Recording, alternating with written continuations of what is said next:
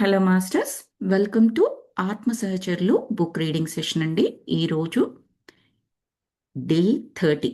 అంటే మనము చాప్టర్స్ వైజ్గా చూసుకుంటే 19th చాప్టర్కి వచ్చాము. 18 కంప్లీట్ అయ్యాయి. అండ్ ఎన్ని సెషన్స్గా తీసుకుంటున్నాము అని అంటేను 29 సెషన్స్ అయిపోయాయి. ఇది 30th సెషన్ అనమాట. ఆల్మోస్ట్ మనం బుక్ ఎండింగ్లోకి వచ్చేసాము. 85% అయిపోయింది. బ్రీఫ్గా ఇంట్రడక్షన్ చెప్తానండి కొత్త వారి గురించి. ఆత్మ సహచరులు అనేది బుక్ పేరు. దీన్ని రాసిన వారు రిచర్డ్ బాక్. అండ్ ఈ బుక్లో హీరో కూడా రిచర్డ్ బాకే అనమాట. ఆయన వైఫ్ లెస్లీ ప్యారిస్ బాక్. ఆమె హీరోయిన్గా చెప్పుకోవచ్చు. ఈ బుక్ని మనం ఒక కథలాగా ఊహించుకున్నట్లయితే, కథలాగా అనుకున్నట్లయితే, ఒక సినిమా లాగా అనుకున్నట్లయితే వీళ్ళిద్దరు హీరో హీరోయిన్లు. ఎందుకంటే ఇక్కడ వీళ్ళ ధ్యాన అనుభవాల్ని మనకు చెబుతూ ఉంటారనమాట. వీళ్ళిద్దరూ ఫిక్షన్ క్యారెక్టర్స్ కాదండి. అంటే కథలో ఉండే ఆ క్యారెక్టర్స్లా కాదు, రియల్ పీపుల్. వీళ్ళు బయట వాళ్ళ ఎక్స్పీరియన్సెస్ని మనకు షేర్ చేశారనమాట. ప్రతి ఎక్స్పీరియన్స్ ద్వారా ఎంతో అనుభవాన్ని, ఎంతో జ్ఞానాన్ని మనకు అందించారు. అది ఆత్మ లెవెల్లో, పేరే ఆత్మ సహచరులు కదా, సోల్ లెవెల్లో ఉండే విజ్డమ్ అనమాట. జనరల్గా మనకు సోల్ బుక్స్లోనే దొరుకుతుంది, కానీ బయట ఇలాంటి విజ్డమ్ తక్కువగా ఉంటుంది మన ఫిజికల్ ఎడ్యుకేషన్లో, మన స్కూల్స్లో చదువుకునే ఎడ్యుకేషన్లో. అండ్ ఎన్నో అద్భుతమైన విషయాలు తెలుస్తూ ఉంటాయి ఇలాంటి బుక్స్ ద్వారా. చాలా అంటే ఫస్ట్ వింటూ ఉన్నప్పుడు ఇలా ఉంటుందా, ఇలా జరుగుతుందా అని అనిపిస్తూ ఉంటుంది. కానీ మీరు ఇలాంటి బుక్స్ చదువుతూ చదువుతూ ఉన్నప్పుడు వాళ్ళందరూ కూడా వాళ్ళ ఓన్ ఎక్స్పీరియన్సెస్ అండి, ఏదో కథ ఊహించుకొని రాసింది కాదు. అప్పుడు మనకు అర్థమవుతూ ఉంటుంది ఈ ధ్యాన ప్రయాణంలో వాటి మీద విశ్వాసము, వాటి యొక్క విశిష్టత రెండు కూడా అర్థమవుతూ ఉంటాయి మనకి. ఓకే. సో ఇప్పటి వరకు 18 చాప్టర్స్లో వాళ్ళు కనీసం ఒక 15-16 చాప్టర్స్ వరకు వాళ్ళ అనుభవాలు చెబుతూ వెళ్ళారండి. ఒక్కొక్కసారి ఒక్కొక్క అనుభవం. వాళ్ళు మెడిటేషన్లో కూర్చున్న తర్వాత వాళ్ళు పాస్ట్లోకి వెళ్ళగలరు, ఫ్యూచర్లోకి వెళ్ళగలరు, వేరే తలంలోకి వెళ్ళగలరు. ఇప్పుడు నేను కాంతి ఫార్మ్ అని ఒకటి చెప్పాను కదా, కాంతి బింబాలు అని మెడిటేషన్ గురించి ఎక్స్ప్లెయిన్ చేసేటప్పుడు అలాంటి కాంతి లోకాలకు కూడా వెళ్ళగలరు అనమాట.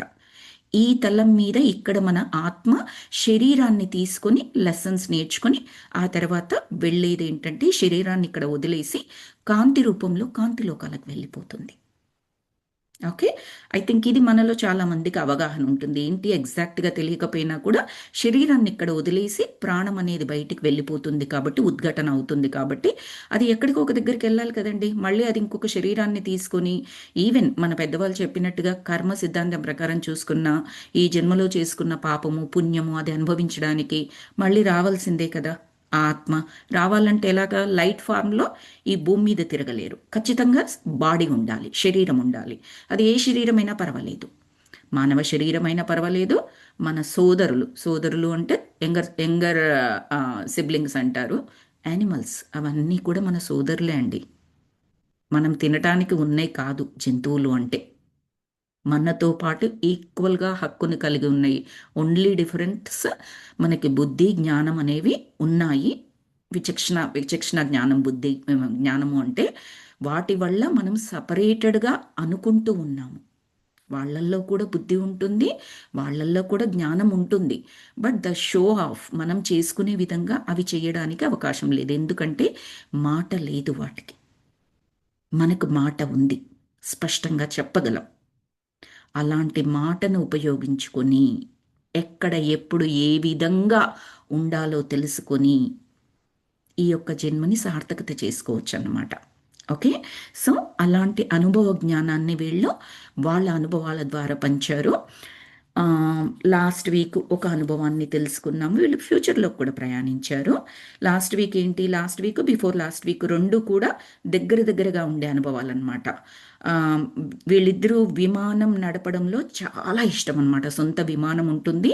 విమాన విన్యాసాలు చేయాలి అంటే మన రిచర్డ్కి చాలా ఎక్కువ ఇష్టం. రిచర్డ్కి కంప్లీట్గా సరిపోయే భార్య అనమాట లెస్లీ పారిస్ బాక్.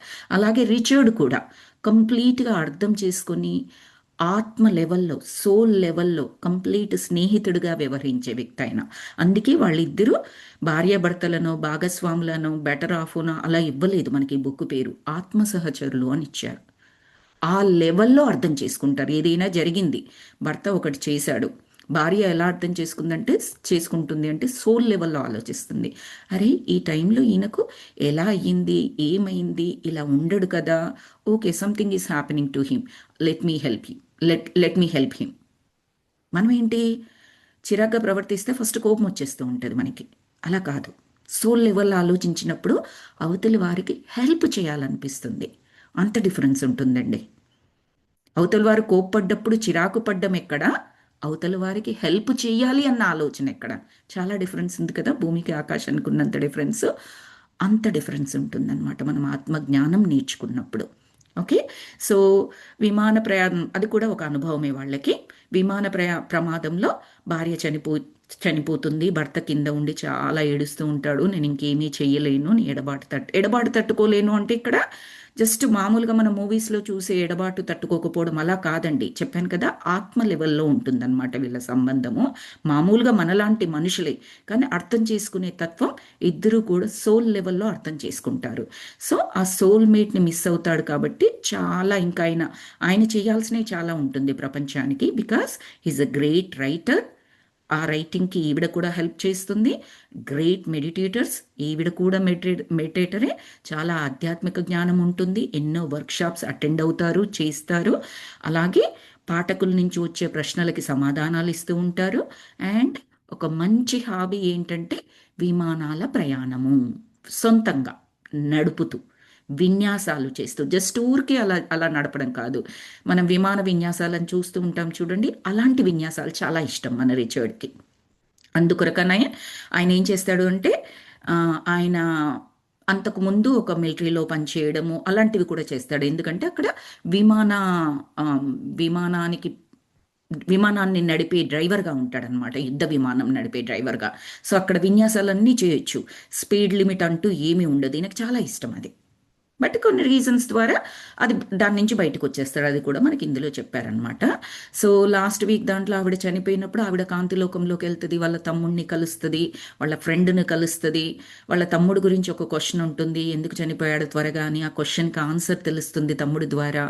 30 సంవత్సరాలుగా తమ్ముడు గురించిన ఆలోచన క్వశ్చన్ ఉంటుందన్నమాట. అబ్బాయి 17-18 సంవత్సరాలకు చనిపోతాడు, చాలా ఇష్టం తమ్ముడు అంటే, ఎందుకు చనిపోయాడనే క్వశ్చన్ ఉంటుంది. కాబట్టి ఈ ధ్యాన అనుభవంలో ఆమె ఆ కాంతి లోకంలోకి వెళ్ళి, ఆస్ట్రల్గా వెళ్ళి తమ్ముడితో మాట్లాడి తమ్ముడు ఎందుకు చనిపోయాడో తెలుసుకుంటుంది. మళ్ళీ బ్యాక్ భర్త గురించి, నేను లేకపోతే ఆయన చేయాల్సింది ప్రపంచానికి ఏదైతే సర్వీస్ ఉందో అది చెయ్యడానికి ఇబ్బంది పడతాడు, లేదా అంటే కోల్పోయినట్టుగా ఆత్మ భాగస్వామిని కోల్పోయి ఇంకా ఏమీ చేయకుండా ఉంటాడు, నేను వెళ్ళాలి, ఆయనకు ఊపిరిని అందించాలి అన్నట్లుగా ఆయన మీద ప్రేమతో మళ్ళీ ఆవిడ తిరిగి వస్తుందన్నమాట. అంతవరకు చదువుకున్నాం మాస్టర్స్. ఈరోజు మళ్ళీ మనము 19th చాప్టర్ పేరు ఏంటంటే గ్రౌలీ సీబర్ట్. గ్రౌలీ అనేది వీళ్ళ విమానం పేరు అనమాట. గ్రౌలీ సీబర్ట్ అనేది, గ్రౌలీ సీబర్ట్ బంగారు వర్ణము 8 అంక మీద దిగడానికి సిద్ధమవ్వడము, ఇది చాప్టర్ పేరు. వీళ్ళ విమానమట బంగారు వర్ణంలో ఉన్న 8 అనే నెంబర్ మీద దిగడానికి సిద్ధమైందట. అంటే ఏంటో తెలుసుకుందాం. విమానం దిగడం ఏంటి అని చెప్పేసి క్వశ్చన్ రావచ్చు కొత్త వాళ్ళకి. వీళ్ళ ధ్యాన అనుభవం ఎలా ఉంటుంది అంటే, వీళ్ళకు విమానం ఉంటుంది, ఆ విమానం పైన ట్రావెల్ చేస్తూ ఉంటారు. కింద సముద్రం అంత విశాలంగా నీరు ఉంటుంది, కానీ లోతు తక్కువగా ఉంటుంది. ఆ నీటి లోపల ఉండే ఇసుక కూడా చక్కగా కనపడుతుంది, ఇసుకలో గీతలు కూడా స్పష్టంగా కనపడతాయి అన్నమాట వీళ్ళకి. ఆ గీతలు ఏంటి అంటే ఒక్కొక్కటి ఒక్కొక్క ఆలోచన స్వరూపం అనుకోవచ్చు, ఒక్కొక్కటి ఒక్కొక్క జీవిత సంభావ్యత అనుకోవచ్చు. జీవిత సంభావ్యత అంటే ఇక్కడ ఏంటి, వాళ్ళు లెట్సే ఒక చిన్న ఎగ్జాంపుల్ ద్వారా చెప్పుకుందాము. మనము 10th క్లాస్ వరకు అన్ని సబ్జెక్ట్స్ చదువుకుంటాము ఇండియాలో అయితే, రైట్? సో తర్వాత ఏంటి, కొన్ని కేటగిరీస్ ఉంటాయి, ఎంపీసీ అని, బైపీసీ అని, హెచ్ఈసీ అని, సిఈసీ అని, అలా రకరకాలుగా ఉంటాయి. నువ్వు మ్యాథ్స్, ఫిజిక్స్, కెమిస్ట్రీ సబ్జెక్ట్స్గా తీసుకుంటే ఏంటి, ఎంపీసీలోకి వెళ్ళిపోతాం. బయాలజీ, ఫిజిక్స్, కెమిస్ట్రీ తీసుకుంటే బైపీసీలోకి వెళ్ళిపోతాం, రైట్? సో అలా మీరు సెలెక్ట్ చేసుకునే సబ్జెక్టులని బట్టి మీ యొక్క ఫ్యూచర్ని మీరు నిర్ణయించుకుంటున్నారు. ఏ ఇంజనీరింగో చెయ్యాలి అనుకుంటున్నారు, ఇంజనీర్ అవ్వాలనుకుంటున్నారు, ఎంపీసీ అనేది దానికి ప్రాథమికంగా తీసుకోవాల్సిన subjects, right? For example. So అలాగే ఇక్కడ కూడా మన జీవితంలో ప్రతి ఆలోచన కూడా చాలా ఇంపార్టెంట్ అన్నమాట. మీరు చేసే ఆలోచనలు మీ యొక్క జీవిత ప్రయాణాన్ని నిర్ణయిస్తాయి. Not only in this life, in future lives too. ఆలోచన అనేది శక్తి స్వరూపం.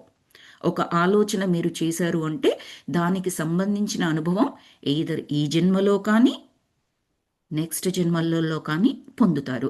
అట్లీస్ట్ కళల ద్వారా, ధ్యాన అనుభవాల ద్వారానైనా పొందుతారు ఆలోచనకు సంబంధించిన అనుభవం. మీకు గుర్తు ఉండవచ్చు, గుర్తు లేకపోవచ్చు. ధ్యానంలో వచ్చిన, కళల రూపంలో వచ్చిన అనుభవం ఎందుకు వచ్చింది, గుర్తుంటేనేమో అసలు ఎందుకు వచ్చింది నాకు ఈ ఈ కళ ఎందుకు వచ్చింది, నాకు వాళ్ళు అసలు ఒక 20-30 ఇయర్స్ అయింది, వాళ్ళ గురించి నేను ఎప్పుడూ ఆలోచించలేదే అనుకుంటాము. ఎప్పుడో ఆలోచించి పెట్టారు అది. మనకు ఆలోచనలు చేసేటప్పుడు అవేర్నెస్ ఎరుకతో చెయ్యము కాబట్టి కనెక్ట్ చేసుకోలేమన్నమాట. ఈరోజు కళలో ఎందుకు వచ్చిందంటే ఆ రోజు 20 సంవత్సరాల కింద ఆమె గురించి నేను ఆలోచించాను, ఏం చేస్తుందనో, లేకపోతే ఆమె ఇలా ఎందుకు చేసింది నాకనో, ఆమంటే కోపమనో, లేదా ఆమంటే ప్రేమనో, ఏదో ఒకటి ఆమె కలిస్తే నేను ఇది చెప్పాలనో, ఆమె ఒకసారి చూస్తే బాగుండు నన్ను, లేదా నేను చూస్తే, ఇలా ఏదైనా ఆలోచన చేశారనుకోండి, ఏదో కళల రూపంలో మీకు కనిపించవచ్చు, జస్ట్ హాయ్ అన్నట్టుగా. దానికి మీనింగ్ పెద్దగా ఉండకపోవచ్చు, బట్ అది ఎందుకు జరిగింది అంటే ఎరుకతో ఉన్న వాళ్ళకైతే ఆలోచన చేసినప్పుడు గుర్తుంటుంది, ఎరుక తెలుస్తుంది. కలలో వచ్చినప్పుడు అది గుర్తుంటుంది. ఆ తర్వాత ఈ రెండిటికి కనెక్ట్ చేయగలుగుతారనమాట. ఎరుక యొక్క ఇంపార్టెన్స్ అది. ఇంగ్లీష్లో దాన్ని అవేర్నెస్ అంటారు, తెలుగులో ఎరుక అంటారు. తెలిసి చేయడం ఎరుక అంటే. ఓకే. సో ఇక్కడ ఆ ఇసుక గీతలు ఏంటి అంటే వీళ్ళ యొక్క జీవిత సంభావ్యతలు. అవి ఈ తలం పైన అంటే ఈ భూమి అనే తలం పైన కావచ్చు, ఇతర తలాల్లో కావచ్చు. తలము అంటే డైమెన్షన్ ఇంగ్లీష్లో. సో ఇతర డైమెన్షన్స్లో ఎక్కడైనా కావచ్చు. వీళ్ళు ఒక్కొక్క గీత సెలెక్ట్ చేసుకుంటూ ఒక్కొక్క అనుభవంలోకి వెళ్తూ ఉంటారనమాట. వీళ్ళ ప్రయాణం అలా జరుగుతూ ఉంటుంది, ధ్యాన అనుభవాల ప్రయాణం. ఇప్పుడు ఏ గీతని ఎంచుకున్నారు? ఆ విమానం అట బంగారు వర్ణంలో ఉన్న 8 అనే అంక మీద దిగడానికంటే దానికి సంబంధించిన అనుభవం మనకి ఇప్పుడు వీళ్ళు ఎక్స్ప్లెయిన్ చేయబోతున్నారు. దాని ద్వారా మన జ్ఞానం అందించబోతున్నారు. లియోనారా చెప్పింది ప్రేమతో మార్గదర్శకం చేసుకోమని. ఇది చాలా సులభం. లియోనారా ఎవరు? కూడా వీళ్ళకు ఒక గైడ్ అని చెప్పొచ్చు, ఒక భగవంతుడు అని చెప్పొచ్చు, ఆ విశ్వదూత అని చెప్పొచ్చు. ఆవిడెవరో కాదు, ఆవిడకు పాస్ట్, ప్రజెంట్, ఫ్యూచర్, ఈ తలము, పక్క తలము, పై తలము అన్నింటి గురించి తెలుసు ఆమెకి. ఆమె ఒక లైట్ బీయింగ్ అనమాట.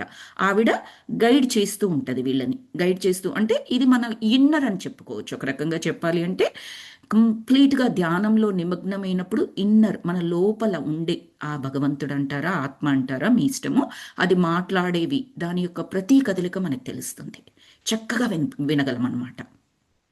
సో అలాంటి ఇన్నర్ స్వరూపం లేదా యూనివర్స్ యొక్క రూపమే ఈ లియోనారా. ఆవిడ ప్రేమతో వీళ్ళకు గైడెన్స్ ఇచ్చిందనమాట. కొన్ని ఎపిసోడ్స్లో మనము ఇంతకుముందు చదువుకున్నాము. నేను ఆమె చేతిని పట్టుకుని ఇద్దరము సంయుక్తంగా విమాన త్రాటిల్పై చేతులుంచాము. ఇంతవరకు చాప్టర్స్లోనేమో ఎయిదర్ మన రిచర్డ్ కానీ డ్రైవింగ్ స్టార్ట్ చేద్దామని ట్రై చేస్తాడు విమానాన్ని, లేదా మన లెస్లీ స్టార్ట్ చేస్తుంది. Most of the time Leslie start చేసినప్పుడు అది తొందరగా వర్క్ అవుతుంది. ఈయన ఆ విమానం యొక్క గేర్ ఆర్ థ్రాటిల్ అని చెప్పేసి ఇస్తూ ఉంటాడు బుక్లో. అంటే మన కార్లో ఒక గేర్ లాగా అనుకోండి, ఇలా పట్టి లాగుతారు చూడండి గేర్ వెహికల్స్లో, అలాంటిది లాగా ఊహించుకోండి మన ఊహ కొరకు. అది ఆయన ట్రై చేస్తూ ఉంటే చాలాసార్లు ఆయన ఫెయిల్ అవుతూ ఉంటాడు. ఏకాగ్రత సరిగ్గా ఉంటేనే అది వర్క్ అవుతుంది అనమాట.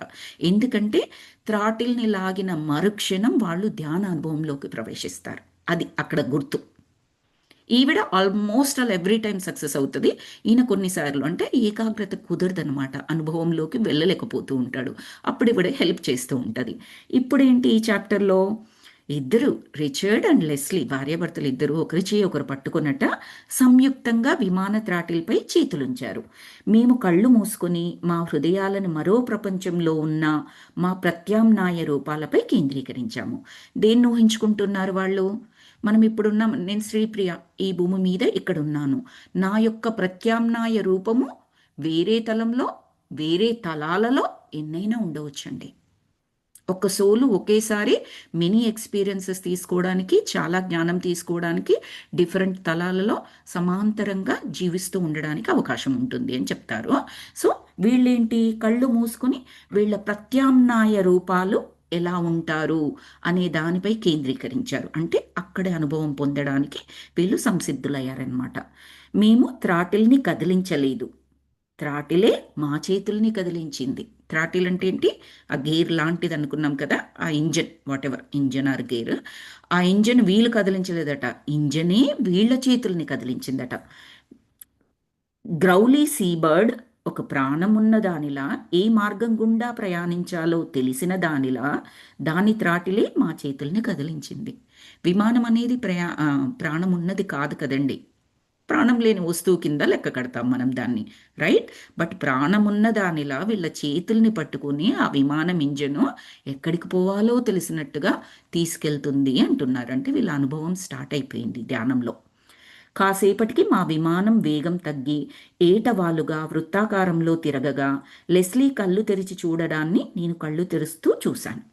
ఆవిడేమో ఆల్రెడీ కళ్ళు తెరిచింది, ఈయన కళ్ళు తెరిచి కొంచెంగా కళ్ళు తెరిచి చూస్తే ఆవిడ కళ్ళు తెరిచినట్టుగా కనపడింది. మేము ఒక్క క్షణం మా విమానం వైపు ప్రేమగా చూసి క్రింద ఉన్న నీటిపై దృష్టి సారించాము. విశాలమైన గజిబిజి అల్లికల మధ్యగా బంగారు వర్ణంతో ఒక 8 అంక ఆ ఇసుకలో ఆ సముద్రము కాదు కానీ సముద్రం అంత విశాలంగా ఉంటుంది కాబట్టి మనం సముద్రము అని అనుకుందాం ప్రస్తుతానికి. ఆ సముద్రపు నీటిలో ఉన్న ఇసుక పైన ఎన్నో గీతలు ఉన్నాయి కదా, అందులో ఒక 8 అనే అంక బంగారు వర్ణంతో మెరిసిపోతూ ఉందంట ఒక గీత. ఆ గీత ఎలా ఉంది? 8 అనే అంక రూపంలో ఉంది. అవి లియోనారా శాంతి పట్టణానికి భయంకర నగరానికి మధ్య ఇసుకలో గీసిన 8 అంకెలాగా ఉన్నది. మీకు గుర్తున్నట్లయితే ఇప్పటి వరకు ఈ బుక్ స్టార్ట్ అయినప్పటి నుంచి వింటున్న మాస్టర్స్కి ఒకానొక చాప్టర్లో మీకు గుర్తుంటే ఎలా చెప్పారు లియోనారా, ఇక్కడ ఒక కింద ఒక ఒక 8 కాదు సారీ, ఒక పట్టణం లాగా ఉన్నది. ఆ పట్టణంలో గజిబిజిగా అంతా చికాగ్గా చిల్లరగా అదంతా అన్ని రకాల మనుషులు, అన్ని రకాల వ్యక్తిత్వాలు, పరిస్థితులు అవన్నీ ఉన్నాయి. దానికి చాలా దూరంగా కొండ మీద ఇంకొక ప్రశాంత నిలయం లాగా ఉంది. దీనికి దానికి మధ్య 8 అంకెతో ఆమె చెప్పింది మీకు గుర్తున్నట్లయితే. ఇక్కడి నుంచి అక్కడికి వెళ్ళడానికి 8 అంకె అనే దారి గుండా వెళుతూ ఆ శాంతి పట్టణానికి చేరుకుంటారు. చేరుకున్న తర్వాత ఏమనుకుంటారు అంటే, ఓ మనమందరం కూడా అక్కడి నుంచి వచ్చిన వాళ్ళమే. ఎలా వచ్చాము? ఈ 8 అంటే ఏంటండి, స్ట్రైట్గా ఉండదు, జిగిబిగిలాగా ఉంటుంది కదండి, కర్లీగా ఇలా వెళ్తారు, మళ్ళీ వంపు తిరుగుతారు, మళ్ళీ ఇలా వెళ్తారు, మళ్ళీ ఇలా వంపు తిరుగుతారు, ఇలా ఉంటుంది. 8 అంకె ఏంటి, మీరు ఎక్కడ స్టార్ట్ అయ్యారో అక్కడే ఎండ్ అవుతుంది దాన్ని మీరు క్లోజ్ చేసినప్పుడు, రైట్? సో ఆ విధంగా గజిబిజిగా మళ్ళీ ఎక్కడ స్టార్ట్ అయ్యామో అక్కడికే వెళ్ళడము అలాంటివన్నీ ఉంటాయి మామూలుగా అయితే. కానీ వాటన్నింటినీ దాటుకొని చివరి గమ్యస్థానం ఆ శాంతివనం చేరుకున్న వాళ్ళకి వాళ్ళ యొక్క సోల్స్ ఎక్స్పీరియన్స్ చేసిన జ్ఞానము, లేదా ఈ కింద ఈ చీకటి లేదా ఈ గజిబిజి పరిస్థితుల్లో ఉన్న అజ్ఞానం నుంచి వాళ్ళు ఎలా బయటపడ్డారో తెలుస్తూ ఉంటుందన్నమాట. వాళ్ళు కావాలి అంటే గురువులుగా మళ్ళీ ఆ పట్టణాలకి, ఆ ప్లేస్లకి, ఆ పరిస్థితులకు వచ్చి మిగతా వారిని ఎడ్యుకేట్ చేస్తూ ఉంటారు. అది అక్కడ లియోనారా చెప్పిన జ్ఞానం. దాన్నే ఇప్పుడు మళ్ళీ మనకి ఇక్కడ గుర్తు చేస్తున్నాడు. మేము ఎప్పుడైతే మా మనస్సులో ప్రేమను కేంద్రీకరించడం ఆపామో మళ్ళీ అంతా మొదటికి వచ్చింది. గ్రౌలీ కూడా భాగస్వామి పాత్ర నుంచి సేవకుని పాత్రకు మారిపోయి మా సూచనల మేరకు ప్రయాణించడం మొదలుపెట్టింది. ఇంతకుముందు ఏం చెప్పాడు గ్రౌలీ? సీబర్డ్ అంటే వీళ్ళ యొక్క విమానం పేరు. ప్రాణమున్న దానిలాగా మా చేతుల్ని పట్టుకొని దారంతా తెలిసినట్టుగా అదే తీసుకెళ్తోంది అన్నాడు కదా, ఒక స్నేహితుని టైప్లో, ప్రాణమిత్రుని టైప్లో. ఇప్పుడేమైందట, వీళ్ళల్లో ప్రేమ, మా మనస్సులో ప్రేమని కేంద్రీకరించడం ఆపాము. అది ఆపిన క్షణమట విమానంలాగా యంత్రంలాగా అయిపోయిందట. అంటే దాని గైడెన్స్ ఇస్తేనే అది పరిగెడుతుంది. నువ్వు ఇటెళ్ళు అటెళ్ళు అంటేనే అది వెళ్తే తప్పిస్తే ప్రాణం ఉన్న దానిలాగా బిహేవ్ చేయడం అలా చెయ్యట్లేదు. ఎందుకంటే వీళ్ళల్లోని ప్రేమని ఆ క్షణంలో ఆపేశారు. నేను విమానాన్ని కింద కనిపిస్తున్న 8 అంకె మీదుగా తిప్పుతూ అక్కడే విమానాన్ని ఆపటానికి సిద్ధమయ్యాను. ఇక్కడ అయ్యాను నేను అని చెప్పినప్పుడల్లా రిచర్డ్ అని గుర్తుపెట్టుకోవాలి మాస్టర్స్. రిచర్డ్ చెప్తూ ఉంటాడు ఈ స్టోరీ. విమాన వేగం క్రమంగా తగ్గి నీటిని విరజిమ్ముతూ ఆగిపోగా గజిబిజి అల్లికలు అదృశ్యమవ్వగా మేము వేరొక గ్రౌలీ సీవర్డ్ విమానంలో లాస్ ఏంజల్స్పై విహరిస్తున్నాము. కానీ విమానాన్ని మేము నడపడం లేదు. మేము వెనక సీట్లో కూర్చున్న ఆత్మరూపాల స్థితిలో ఉన్నాము. ముందు సీట్లో మా ప్రత్యామ్నాయ రూపాలు విమానాన్ని నడుపుతూ శాంతమోనికా విమానాశ్రయంలో దిగడానికి ట్రాన్స్పాండర్ కోడ్ని సరిచూసుకుంటున్నారు. నా పక్కనే ఉన్న లెస్లీ నోటిపై చేయి వేసుకుని ఆశ్చర్యంతో చూడసాగింది. ఇక్కడేంటి, ఫస్ట్ నుంచి వింటున్న వాళ్ళకి ఇది కాస్త అర్థం అవ్వడానికి అవకాశం ఉంటుంది. కొత్త వాళ్ళకైతే వీళ్ళు ప్రత్యామ్నాయ రూపాలు అంటే ఏంటంటే వీళ్ళే అండి, వీళ్ళ యొక్క ఒకానొక జరిగిన అనుభవం లేదా జరగబోయే అనుభవం అన్నమాట. అప్పుడేంటి, మనకు మూవీస్లో చూపించినట్టుగా ఇక్కడే ఉంటాం మనము, మన మన నుండి ఒక రూపం పక్క నుంచి అంటే ఎదురుగా నిలబడి మాట్లాడుతూ ఉన్నట్టు, ఎస్పెషల్లీ వెనకటి మూవీస్లో ఎక్కువగా ఉంటుంది. ఆ హీరో దేనికో మదన పడుతూ ఉంటాడు, హీరోయిన్ మదన పడుతూ ఉంటుంది. వాళ్ళ నుంచి వాళ్ళలోని రూపం బయటకు వచ్చి ఎందుకు బాధపడుతున్నావు, ఎందుకు నవ్వుతున్నావు, ఏం జరిగిందని, అదని ఇదని అని సంభాషణలు జరుపుతూ ఉంటుంది చూడండి. అలాగే ఊహించుకోవచ్చు మనం ఇక్కడ. వీళ్ళు ధ్యాన అనుభవంలో వాళ్ళ విమానంలోనే వాళ్ళు నడపట్లేదట, వెనకాల కూర్చున్నారు. ముందు నడుపుతున్నది వాళ్ళ ప్రత్యామ్నాయ రూపాలు, వాళ్ళే నడుపుతున్నారు. కానీ ధ్యానంలో ఆ ఎక్స్పీరియన్స్ను పొందుతున్నారనమాట. సో వాళ్ళు ఎక్కడికి వెళ్తున్నారు? Los Angeles. ఫస్ట్ చాప్టర్లోనే మనకి చెప్పారు వాళ్ళు లాస్ ఏంజలస్కి ఒక సదస్సు గురించి వెళ్ళాలి. ఈ ఆత్మ రిలేటెడ్, తర్వాత మెడిటేషన్ రిలేటెడ్ సదస్సు అనమాట. దానికి వెళ్ళాలని స్టార్ట్ చేస్తారు వాళ్ళ ప్రయాణము. సో అక్కడికి వెళ్తున్నారు. సో విమానంలో వాళ్ళు ఇంజిన్ సరి చేసుకోవడం, ఏవైతే సరి చేసుకోవాల్సినవి ఉన్నాయో అవన్నీ చూసుకుంటున్నారట. 4, 6, 4, 5 పైలట్ రిచర్డ్ మైక్రోఫోన్లో చెప్తున్నాడు. ముందర పైలట్లు ఏవో అనౌన్స్మెంట్స్ చేస్తారు కదండి. సో అలా రిచర్డ్ ఏదో 4, 6, 4, 5 అనుకుంటూ ఏదో నంబర్ చెప్తున్నాడు. ముందర కూర్చున్న ఇద్దరు అంటే ఆ ప్రత్యామ్నాయ రూపాలు ఉన్నారు కదా, వెనక కూర్చున్న మన రిచర్డ్ని లెస్లీని చూడలేదట. వారు మమ్మల్ని గమనించనే లేదు.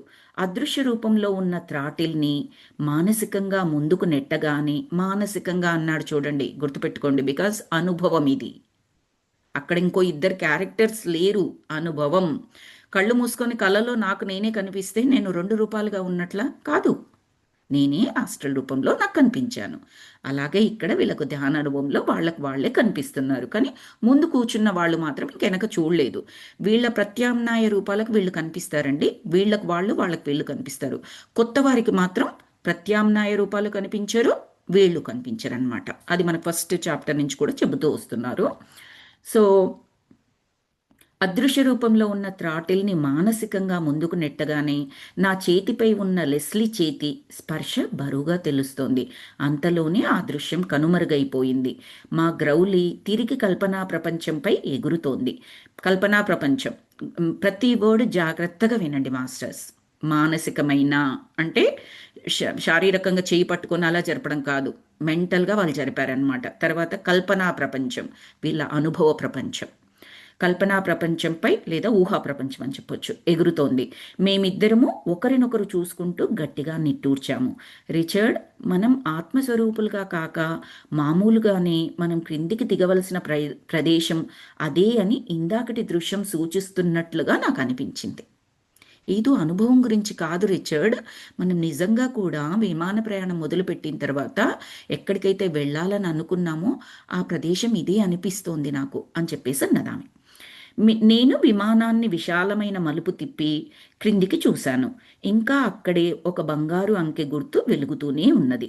మనం దిగాల్సింది అక్కడే అయితే ఇందాక మనం మన ప్రపంచంలో ఎందుకు రాలేకపోయాము అని అన్నాడు రిచర్డ్. క్రింద కనిపిస్తున్న అంకె మా స్వంత ఇంటికి వేసిన తాళంలాగా అనిపించింది. కానీ తాళం చెవులు మా దగ్గర లేవు. ఆ 8 అనే అంకె చూస్తే మనం ఇంతకుముందే అనుకున్నాం కదా, క్లోజ్ అయిపోతుంది కదండి. ఇప్పుడు 9 తీసుకున్నారు, ఒక ఎండ్ ఓపెన్గా ఉంటుంది, 0 ఉంటుంది, గీత కిందికి గీస్తారు అంటే ఒక ఎండ్ ఓపెన్గా ఉంటుంది. 0 తీసుకున్నారు, 0లో మొత్తం క్లోజ్ అయిపోతుంది. ఏ ఎండ్స్ కూడా ఎక్కడ ఓపెన్ అవ్వవు, మీకు లాక్ చేసినట్టుగా కనబడుతుంది. అలాగే 8 అనే నెంబర్ కూడా ఎలా ఉంటుంది, కంప్లీట్గా లాక్ అయిపోయినట్టుగా ఉంటుంది. అలాగే ఆ 8 అనే దాన్ని అలా చెబుతున్నారు వాళ్ళు.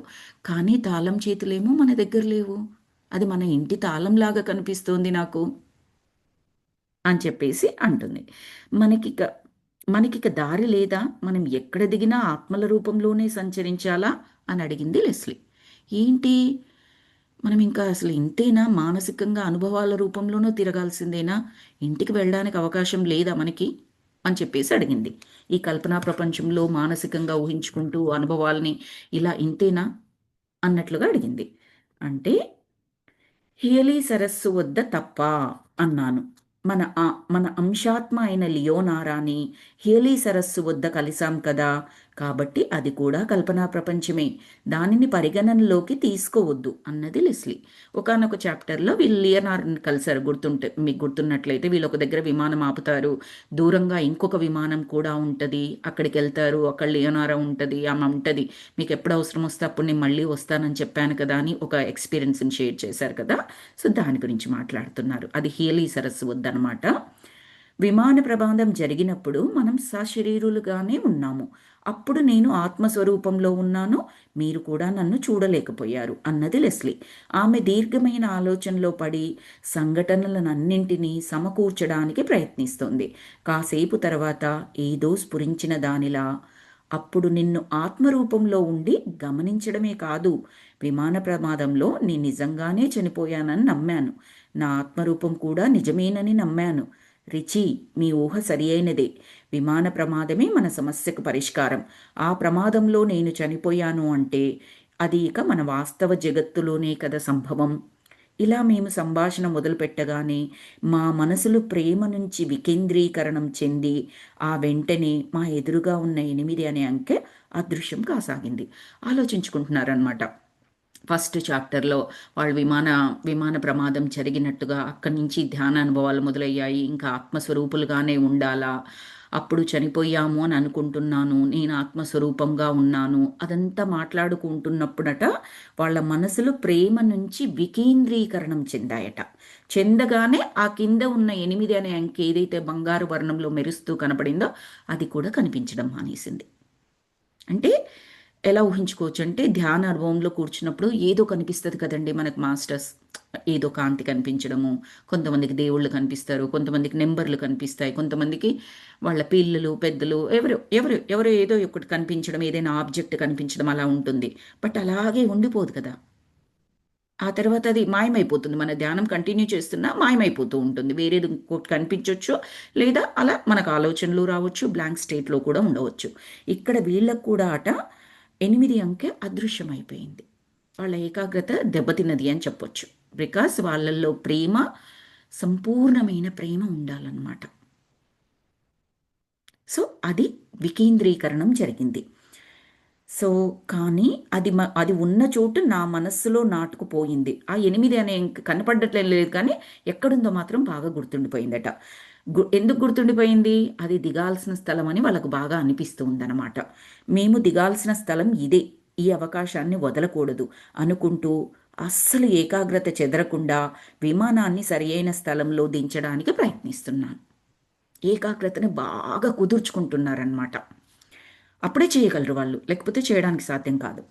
మన విమానం ఏ ప్రపంచంలో అయితే కూలిందో అది నీ వరకు నిజం. ఆ ప్రమాదం నుంచి బయటపడ్డట్లు మీరు విశ్వసించారు కాబట్టే అక్కడ మీరు ఆత్మస్వరూపంలో లేరు. అది ఒక ప్రత్యామ్నాయ సమాంతర కాల వ్యవస్థ. ఆ కాలంలోనే మీరు నన్ను ఖననం చేసి ఒక ఇంటిలో 3 నెలల పాటు నివసించారు. మీరు విమానాల్ని కార్లని నడిపారు, మీ చుట్టూ ఉన్న మనుషులతో మాట్లాడారు అని చెప్పేసి లెస్లీ చెప్తోంది. రిచర్డ్కి విమానం ప్రయాణం జరగడం నిజము, నువ్వు 3 నెలలు నేను లేకుండా ఉన్నావు. ఒక చాప్టర్లో చెప్పారు, కోపంతోని విమానాల్ని చాలా స్పీడ్గా నడపడం, కార్లను స్పీడ్గా నడపడం అదంతా చేశారు, కానీ నేను ప్రత్యామ్నాయ సమాంతర రూపంలో ఉన్నాను వేరే కాల వ్యవస్థలో. మీరు నన్ను చనిపోయాను అనుకొని నన్ను ఖననం కూడా చేశారు, అదంతా చెప్తుంటే ఆమె ఏం చెబుతుందో నాకు అర్థమయ్యేసరికి నేను నివ్వెరపోయాను. ఎవరు? రిచర్డ్ భార్య చెబుతున్నదంతా విని నివ్వెరపోయాడు.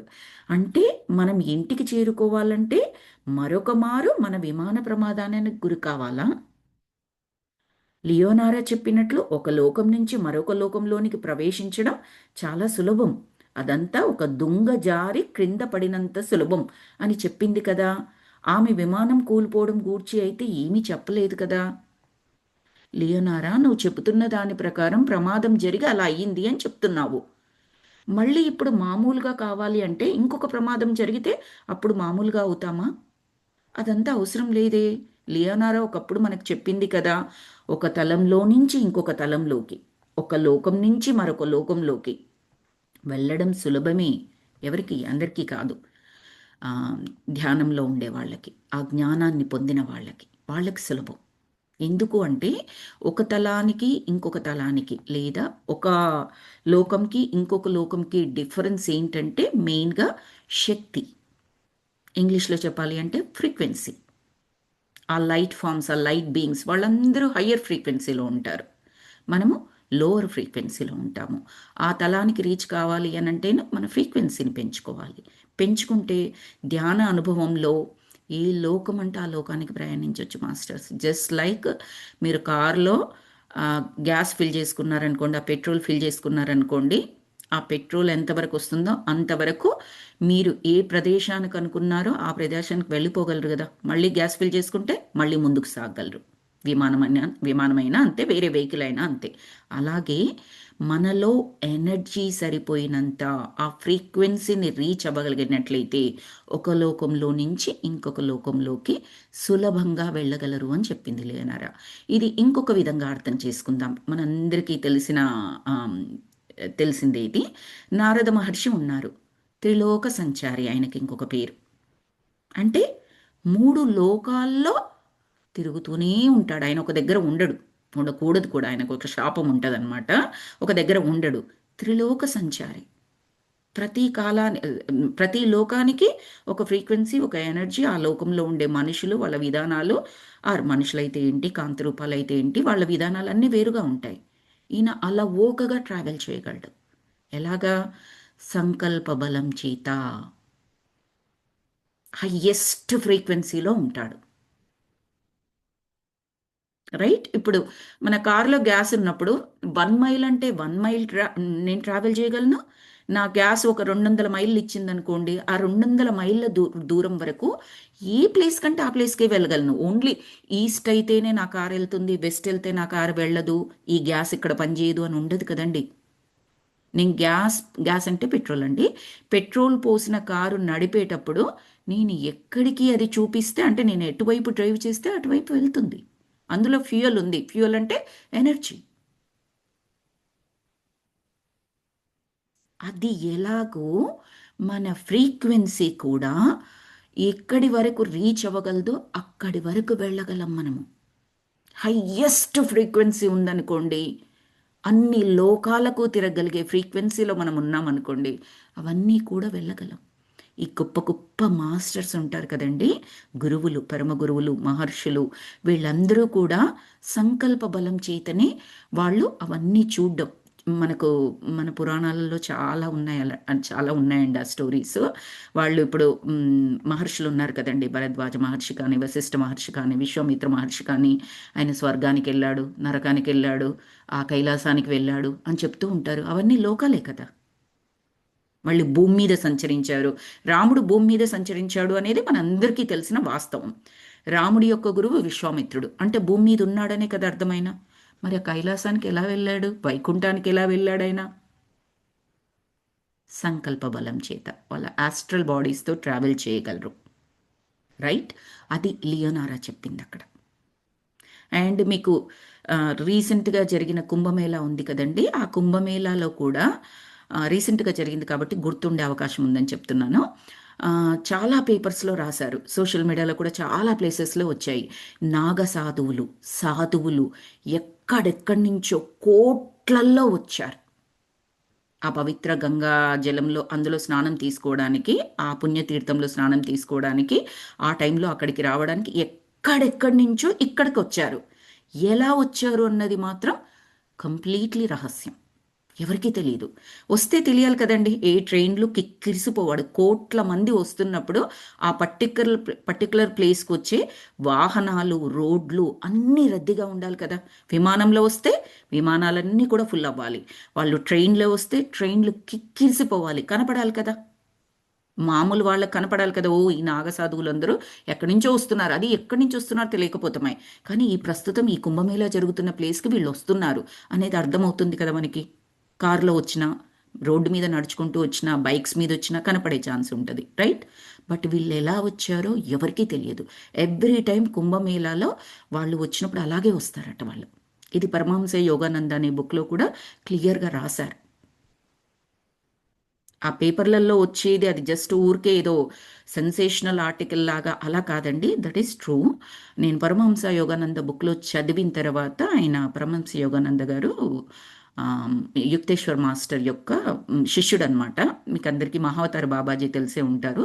మహావతార్ బాబాజీ యొక్క శిష్యులు లాహిరి మహాశయులు, ఆయన యొక్క శిష్యులు యుక్తేశ్వర్ మాస్టర్, ఆయన యొక్క శిష్యులు Paramahansa Yogananda. Just 125 years back ఆయన ఉన్నారండి. ఇక్కడ యుఎస్లో కూడా చాలా చాలా ఇయర్స్ ఉన్నారు ఆయన. కాలిఫోర్నియాలో ఆయనకు సంబంధించిన కేంద్రము, దానికి సంబంధించిన క్రియా కేంద్రం అనమాట. యోగా రిలేటెడ్ అనమాట. ధ్యానము ప్లస్ యోగా కలిపింది అది క్రియ అనేది. దాని ద్వారా ఎక్స్ప్లెయిన్ చేస్తారు ఆ బుక్లో చాలా. ఎలా వాళ్ళు అక్కడి నుండి ఇక్కడికి ఎలా వస్తారు, సింపుల్గా ట్రావెల్ చేయి. అలాంటి ఎక్స్పీరియన్సెస్ కొన్ని ఆ బుక్లో ఇచ్చారనమాట. వాళ్ళ గురువు గారు యుక్తేశ్వర్ మాస్టర్ది ఇచ్చారు. పరమహంస యోగానంద కూడా అలా అలా జరగడం చూశారు. యుఎస్లో ఒక లేడీ, ఒక అమెరికన్ లేడీ, తన ఎక్స్పీరియన్స్ని కూడా అందులో రాశారు. అద్భుతమైన బుక్, కుదిరితే చదవండి. ఎక్కడైనా బుక్ రీడింగ్ ఉన్నా కూడా వినడానికి ప్రయత్నించండి. సో ఇదంతా ఎందుకు చెప్పాల్సి వచ్చింది అంటే, ఈ బుక్లో ఒకటే ఒక వాక్యం రాశారు ఇక్కడ. లియోనారా చెప్పినట్లు ఒక లోకం నుంచి మరొక లోకానికి ప్రవేశించడం చాలా సులభం. వినగానే మనం యాక్సెప్ట్ చేస్తామా? ఏమో వాళ్ళకు సులభమేమో, మనకు కాదు, దేవుళ్ళు దేవతలకు సులభమేమో అని అనుకుంటూ ఉంటాం కదండి. No, it's all the frequency, it's all the energy, right? రాముడు కూడా మానవుడుగానే రూపం తీసుకున్నాడు. ఆయన సాధించింది, ఆయన నిజంగా మానవుడేనా దేవుడేమో అని అనుకుంటూ ఉంటాం మనం. దేవుడే, దేవుడుగా ఎందుకు కొలుస్తున్నాము? దేవుడే అవతారం, మానవ అవతారం తీసుకొని వచ్చాడు. కానీ మానవ అవతారంలో ఆయన ప్రతి పరిస్థితిని ఎదుర్కొంటున్నప్పుడు ఆయన దేవుడిగా ఎదుర్కోలే, మామూలు మానవుడిగానే ఎదుర్కొన్నాడు. ఆయన ఏ దేవుడు పవర్స్ వాడడం అలాంటిది ఏమీ చేయలేదన్నమాట, రైట్? సో అది సాధ్యము అని చెప్పడానికి నేను ఇదంతా ఎక్స్ప్లెనేషన్ చెప్పాల్సి వచ్చిందండి. తర్వాత ఇంకా ఏం చెప్తున్నారు, అదంతా ఒక జస్ట్ దుంగ జారి కింద పడినంత సులభం. ఒక కర్ర కింద పడడం ఎంత సులభమో అంత సులభం ఒక లోకం నుంచి ఇంకొక లోకానికి వెళ్ళడం అనేది. కానీ మనం ఏమనుకుంటున్నాం, మళ్ళీ విమాన ప్రమాదం జరిగితేనే మళ్ళీ బ్యాక్ వెళ్ళగలము అనుకుంటున్నాం కదా, ఇదేంటి అని చెప్పేసి డిస్కస్ చేసుకుంటున్నారు భార్యాభర్తలు. అవును, ఆమె విమానం కూలిపోవడాన్ని గురించి ఏమీ చెప్పి ఉండకపోవచ్చు, కానీ ఇందులోనే ఏదో మతలబు ఉన్నది. ఆ ప్రమాదం జరిగిన తర్వాత మీరు ఎందుకు ఆత్మరూపాన్ని పొందలేదు, కేవలం నేనే ఎందుకు పొందాను, కల్పనా ప్రపంచంలో జరిగిన సంఘటనలకి భిన్నంగా ఎందుకు ఉన్నది ఈ సంఘటన?